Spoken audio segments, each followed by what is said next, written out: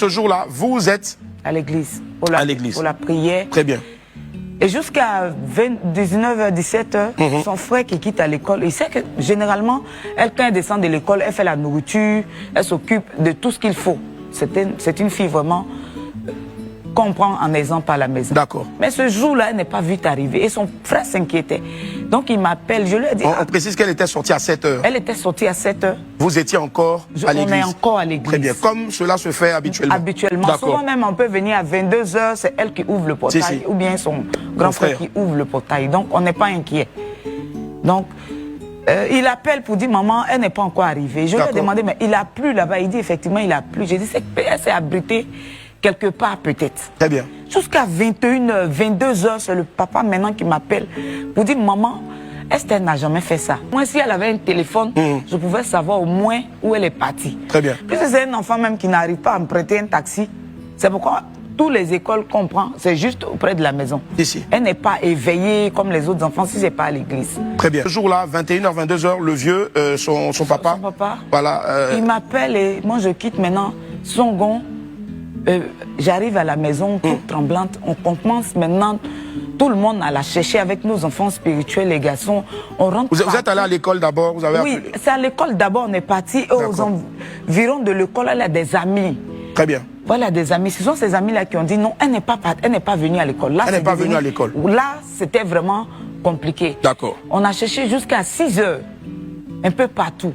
Et on s'est mis ensemble. Papa et moi, on a prié. Mais vraiment, j'étais plus tranquille parce que mon enfant n'a jamais fait ça. D'accord. Et quand on l'a pas retrouvé à 6h, vers 8h, papa allait faire la déclaration à la police.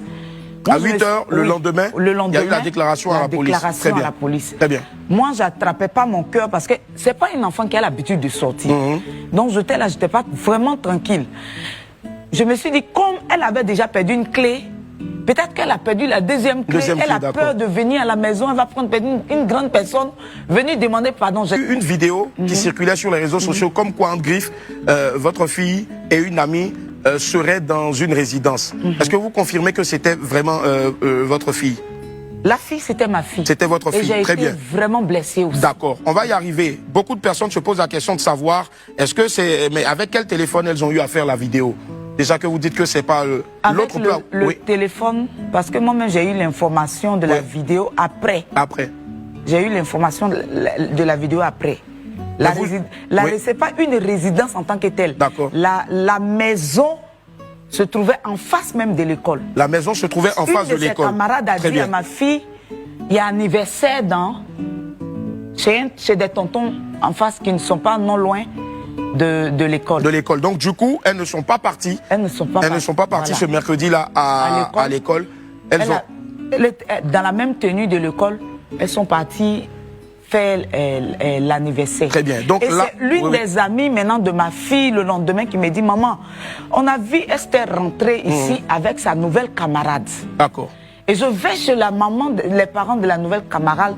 On me dit non, elle, on la cherche pas parce que c'est son habitude. Mais elle est avec moi, ma fille. D'accord. Donc, ce que on comprend bien, sans la citer, l'autre fille qui était avec votre amie, apparemment, griffe, elle sortirait beaucoup. Voilà. Et donc, du coup, d'accord.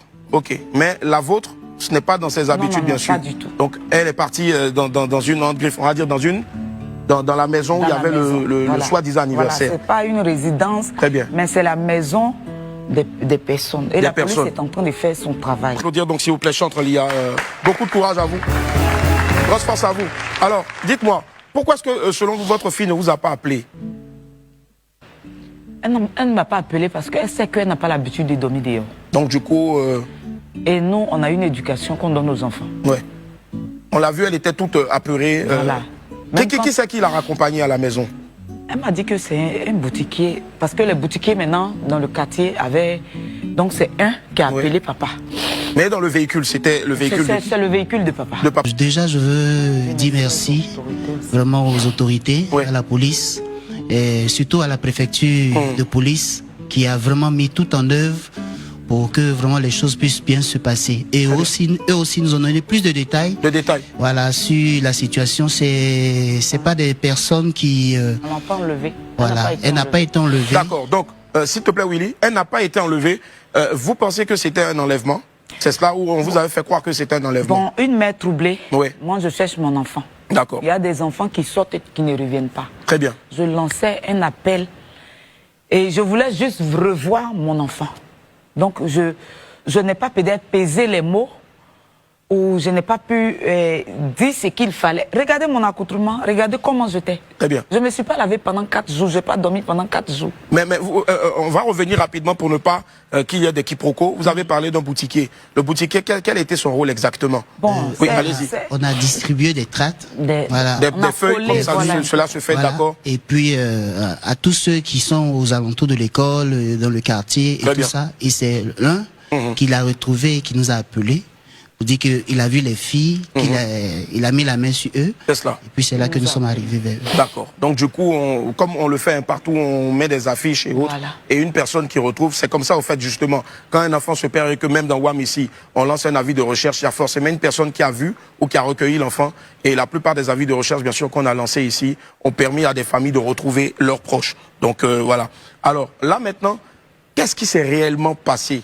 Puisque après vous êtes parti à la police, vous avez dit qu'elle n'a pas été enlevée. Il y a une procédure en ce moment qui est en cours. Oui, il y a une procédure. On va y arriver dans quelques instants. On va marquer une pause, vous allez reprendre vos esprits. On marque une pause et puis on revient dans quelques instants. Certains qui disent que cette histoire-là est juste un buzz pour faire décoller la carrière de Chandlia ou peut-être pour faire connaître l'église. Monsieur, qu'avez-vous à dire? On dit que c'est un buzz pour faire connaître votre église. Non, ce n'est pas vrai. On ne peut pas jouer avec l'avenir de nos enfants. Très bien. Voilà, la petite, elle est très brillante. Oui.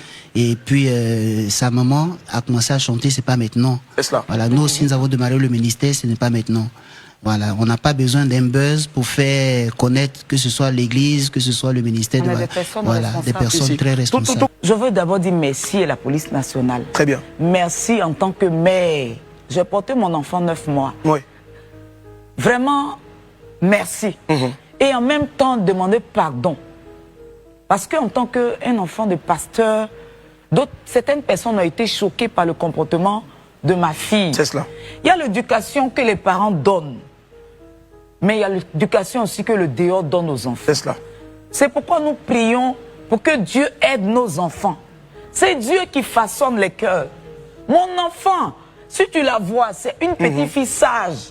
Je mets ma main au feu pour elle. Mais aujourd'hui, quand je regarde les choses, je me dis que l'adolescence, vraiment, que Dieu nous aide. Que Dieu nous aide. Amen. Je veux demander pardon à toute la Côte d'Ivoire. Tous ceux qui connaissaient Yoro Esther, c'était une petite fille exemplaire. Tout le monde, même quand les gens n'arrivent pas à trouver leur devoir, c'est à la petite l'on donne. Et puis elle arrive à sortir ce qu'il faut. Mais aujourd'hui, elle-même elle a honte de sortir de la maison. Quand on l'a retrouvée, elle s'est mise à genoux devant papa et maman. En toute honnêteté, vous pensez, parce que souvent avant de demander pardon, il faut reconnaître une certaine faute. Est-ce que vous pensez que vous avez failli à un moment donné ou bien que votre fille, une fois, a dévié? À un moment donné, Très bien. je pense qu'elle a failli. La dernière fois, elle disait à sa maman, vraiment, demande pas toi à papa pour moi, parce que vraiment, je regrette énormément. Très bien. Elle a fauté et elle le regrette. Nous aussi, ses parents, nous reconnaissons que notre fille a fauté. Mais Dieu merci, nous l'avons retrouvée saine et sauve. C'est le plus important. C'est le plus important, justement. Mais on parlait de procédure avant de se dire au revoir, puisqu'il y a beaucoup de choses qui sont en ce moment entre les mains de la justice. Vous avez été entendu par... Oui, nous avons été entendus hier à la préfecture de police. À la préfecture de police, voilà, très bien. Voilà. Le préfet lui-même a pris l'affaire en charge. Et nous disons merci aux autorités, merci comment on appelle, au préfet d'Abidjan, merci également comment on appelle, à la police nationale qui a pris ça à cœur. Et je pense que les choses suivent suivent leur cours. Voici infiniment. Est-ce qu'il y a un dernier mot encore des Lia?